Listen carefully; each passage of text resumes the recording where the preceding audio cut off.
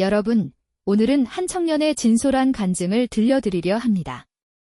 이 청년의 진실한 이야기를 통해 여러분 각자에게도 하나님의 은혜가 깊이 임하길 바랍니다. 첫 번째, 확증과 헤어짐. 하나님은 저에게 예비한 배우자가 누구인지 여러 가지 말씀과 사건을 통해 확증해 주셨습니다. 그 확증은 단순한 느낌이나 감정이 아니라 명확한 성경 말씀과 구체적인 상황들을 통해 주어진 것이었습니다. 하지만 처음 그 자매와 만난 지 얼마 되지 않아 헤어지게 되었고, 그 이후로 이 자매가 정말 하나님이 예비하신 배우자가 맞는가? 라는 깊은 의심이 마음속에 파고들었습니다. 그런데 그 의심이 든 바로 다음 날, 하나님은 더욱 확실하고 명확한 징표를 통해 그 자매가 바로 제게 예비하신 배우자라는 것을 다시 한번 강력하게 확증해 주시고, 앞으로 다시 관계가 회복될 것이니 인내하며 기다리라는 분명한 말씀을 주셨습니다. 시간이 흘러가면서 말씀을 읽던 중 저는 하나님이 주신 말씀을 제 생각과 판단으로 잘못 해석하여 꽤 오랜 시간 그 자매를 기다려야겠구나 하는 생각에 빠지게 되었습니다. 결혼까지 한 3년 이상은 기다려야 하지 않을까? 라는 무거운 생각이 마음을 짓누르기 시작했습니다. 그런데 어느 날 밤, 너무나 강렬한 음욕이 불타오르며 음란물과 자위행위에 대한 것엔 유혹이 또다시 찾아왔고, 저는 하나님을 생각하며 그 죄악된 선택을 하지 않고 급히 밖으로 나와 차가운 밤 공기를 마시며 산책을 하면서 이렇게 절실하게 하나님께 질문하였습니다. 하나님, 도대체 언제까지 이렇게 끓어오르는 성적인 욕구를 참으며 살아야 합니까? 앞으로 약 3년 이상 이렇게 기다려야 한다는 것이 너무나 부담스럽고 답답합니다. 그런데 바로 그때 마치 퍼즐 조각들이 맞춰지듯이 그동안 이해하지 못했던 말씀들의 의미가 명확해지기 시작하면서 하나님이 저에게 그렇게 길게 기다리지 않아도 된다는 놀라운 깨달음의 말씀을 주셨습니다. 문득 과거에 주셨던 배우자와 관련된 성경 말씀들이 하나씩 떠오르면서 모든 말씀들이 하나의 큰 그림으로 연결되는 놀라운 신비를 깨닫게 하셨습니다. 그 순간 성령의 조명하심 가운데 모든 것이 선명해졌습니다. 지금부터 여러분들에게 오랜 시간 동안 제가 받았던 소중한 말씀들을 차례대로 나열해 드릴 때 그 말씀들 사이에 놀라운 연결성과 일관성을 찾아보시길 바랍니다. 첫 번째 말씀, 여호수아의 전략. 처음 그 자매를 두고 진지하게 배우자 기도를 시작했을 때 금요예배 설교에서 목사님께서 말씀해 주신 내용이 있었습니다. 여호수아가 가나안 땅의 성들을 정복할 때 초기 몇 개의 성은 직접 성벽을 공격하여 힘들게 정복하였지만 그 이후 대부분의 성에서는 오히려 원주민들이 성 밖으로 나와 평지에서 전투를 하게 되어서 성을 점령하기에 훨씬 더 수월했다는 전략적인 말씀이었습니다. 이 말씀을 통해 하나님은 제게 이렇게 말씀하셨습니다. 먼저 다가가지 말고 기다리라. 원주민들이 성 밖으로 나와 전투를 하게 되어 점령이 더 쉬웠던 것처럼 예비한 배우자에게 먼저 다가가지 말고 인내하며 기다리면 그녀가 자연스럽게 너에게 다가올 것이다. 두 번째 말씀, 다윗과 언약궤. 저는 몇 주가 더 지나고 나서 역대상 13장과 15장의 깊은 말씀을 연속으로 받았습니다. 역대상 13장의 교훈, 다윗이 언약궤를 기럇여아림에서 예루살렘으로 옮기기로 결정하고 언약궤를 새 수레에 싣고 옮기기 시작하였지만 언약궤를 운반하던 웃사가 소가 갑자기 뛰므로 언약궤가 떨어질까 염려하여 손을 대자 여호와의 진노로 그 자리에서 즉사하게 됩니다.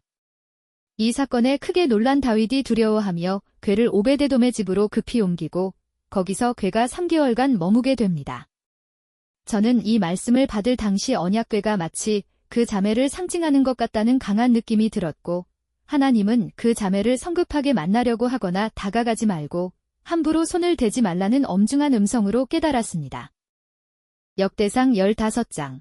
다윗이 이번에는 하나님의 율법에 정확히 따라 레위 사람들을 불러 맡기며 레위 사람 외에는 하나님의 궤를 맬 수 없다는 하나님의 율법에 따른 올바른 방법을 철저히 따르게 됩니다. 그리고 그들에게 궤를 옮기기 전 먼저 거룩하게 자신을 정결케 준비하라고 명령합니다. 그 결과 모든 백성과 제사장, 레위인이 함께 기뻐하며 언약궤를 성공적으로 예루살렘으로 운반하게 됩니다. 저는 이 말씀을 통해 하나님께서 저에게 배우자를 만나기 전까지 영적으로, 인격적으로 거룩하게 자신을 준비하라고 하신다는 것을 깨달았습니다.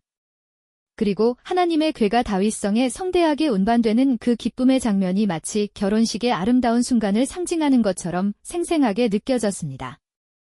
저는 정말로 하나님이 말씀하신 대로 예비하신 배우자에게 먼저 다가가지 않고 기다렸습니다.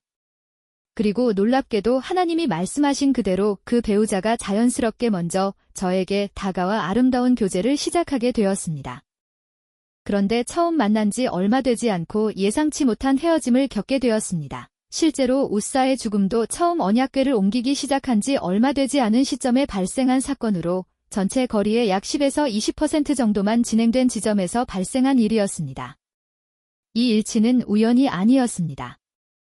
네 번째 말씀 아간의 죄. 또한 저는 그 소중한 자매와 헤어진 바로 집에서 하나님께 엎드려 울면서 이유를 물었습니다. 하나님, 이유가 무엇이길래 이렇게 된 것입니까? 그리고 하나님은 제게 여호수아 7장의 말씀을 주셨습니다. 여호수아는 여리고성을 하나님의 능력으로 정복한 후 하나님께서 모든 전리품을 거룩하게 바치라고 명령하셨는데 아간이라는 자가 은밀히 전리품을 몰래 숨기는 바람에 다음 전투인 아이성 전투에서 치욕적인 참패를 당하게 됩니다. 그 말씀을 통해 하나님은 이렇게 말씀하셨습니다. 항상 저에게 배우자를 성급히 취하지 말고 때를 기다리라고 하셨지만 저는 그 자매를 만나게 되고 관계를 이어가려고 시도했습니다. 하지만 그것이 곧 하나님이 금하신 전리품을 취한 것과 같은 불순종이라는 준엄한 말씀을 주셨습니다. 즉, 하나님은 아직 저에게 그 자매를 허락하지 않으셨는데 제가 불순종하여 때가 아닌데 전리품을 취했다는 것입니다. 그 결과로 전리품을 훔쳤던 아간과 그의 가족 전체가 함께 돌에 맞아 죽임을 당했습니다. 이것은 마치 언약궤를 옮기는 과정에서 하나님의 율법대로 하지 않아서 생긴 우사의 갑작스러운 죽음과 매우 유사한 패턴이었습니다. 정말 신기하고 놀라운 점은 여호수아가 가나안 땅 성들을 정복하는 성들이 총 31개인데 이 중에서 여리고성 정복이 첫 번째 성이고 그 이후 두 번째 성인 아이성 전투에서 아간의 숨겨진 죄로 인해 참담한 참패를 하게 된 것입니다. 다시 말해 가나안 땅 정복을 시작한 지 얼마 되지 않은 초기 시점에 이런 일이 발생한 것처럼 제가 그 자매와 만난 지 얼마 되지 않은 초기 시점에 헤어지게 된 것과 놀랍도록 유사한 패턴을 깨닫게 되었습니다.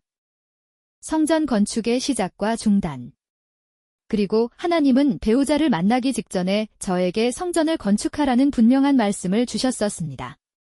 그 당시 저는 오랫동안 저를 괴롭혔던 음란의 죄를 하나님의 은혜로 완전히 끊어내어 제 마음 안에 성전에 있던 음란이라는 더러운 우상을 철저히 청소하였고 또한 엄격한 재정적인 금식을 통해 제 안에 성전에 있던 돈이라는 또 다른 우상을 깨끗이 청소하였습니다. 그리고 매일 아침 8시에 규칙적으로 일어나 정성스럽게 예배를 드리며 말씀 묵상과 간절한 기도를 통해 제 마음의 성전에서 드리는 예배가 완전히 회복되던 그 은혜로운 때였습니다.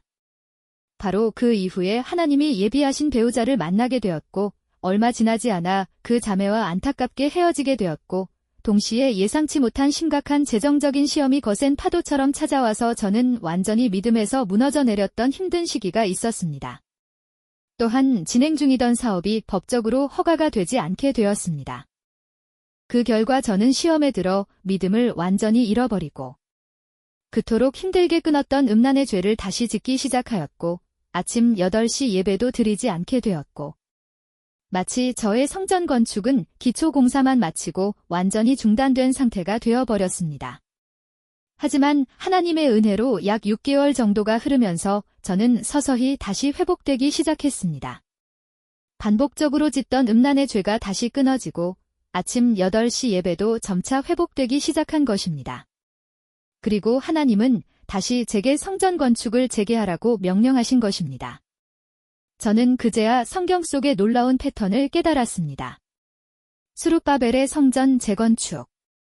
이스라엘 백성들이 바벨론 포로에서 해방되어 예루살렘으로 귀환했을 때 성전 건축의 기초를 쌓고 약 16년 동안 외부 세력의 방해와 반대로 인해 공사가 완전히 중단되었다가 하나님이 학개와 스가랴 선지자를 통하여 스룹바벨에게 다시 성전을 재건하라고 명령하셔서 성전 건축을 다시 시작하여 마침내 완공한 것처럼 저에게도 구원을 받아 예루살렘에 돌아와 배우자, 재정, 사업과 영적인 상태가 모두 회복되며 성전 건축을 본격적으로 시작하였지만 기초만 쌓다가 공사가 중단된 것임을 깨닫게 되었습니다.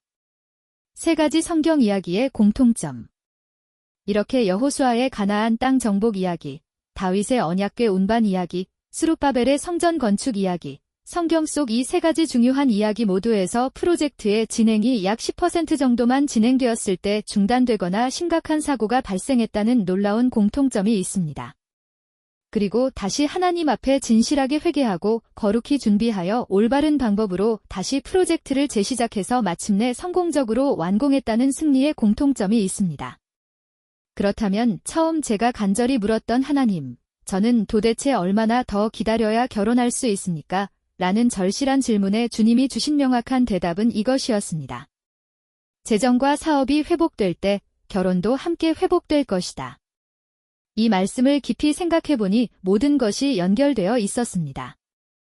제가 처음으로 믿음으로 하나님이 재정을 공급해 주심을 온전히 믿고 알바를 하지 말라는 말씀에 순종하여 하나님만 의지했을 때 처음으로 재정 문제가 기적적으로 해결된 바로 그날에 처음으로 하나님이 예비하셨던 배우자를 발견하게 되어 진지한 배우자 기도를 시작하게 되었습니다. 또한 제가 오랫동안 11개월 동안 애타게 기다렸던 사업적인 허가를 마침내 받아낸 바로 그 같은 날에 4개월 동안 기다렸던 그 소중한 자매를 자연스럽게 만나게 된 날이었습니다. 즉, 저의 재정 상황과 사업 상황 그리고 배우자에 대한 하나님의 시기가 모두 절묘하게 겹치는 것이었고, 실제로 저의 재정적인 큰 시험으로 인해 완전히 무너졌던 그때, 그리고 사업의 허가가 다시 막히게 된 그때, 그 자매와 헤어지게 된 시기가 모두 정확히 같은 시기였습니다. 그리고 하나님께서 주신 요셉의 말씀도 같은 패턴을 보여주었습니다. 요셉이 애굽의 총리가 된 바로 그 같은 날에 제사장 보디베라의 딸 아스낫을 아내로 얻어 결혼하게 되었습니다.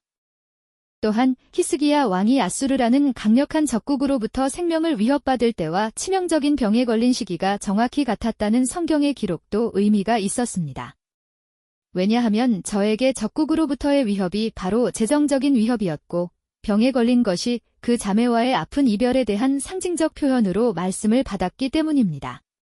하지만 나중에 깨달아보니 그 두 시기가 모두 정확히 같은 시기였다는 점이 놀라웠습니다. 올해에 대한 예언적 말씀들.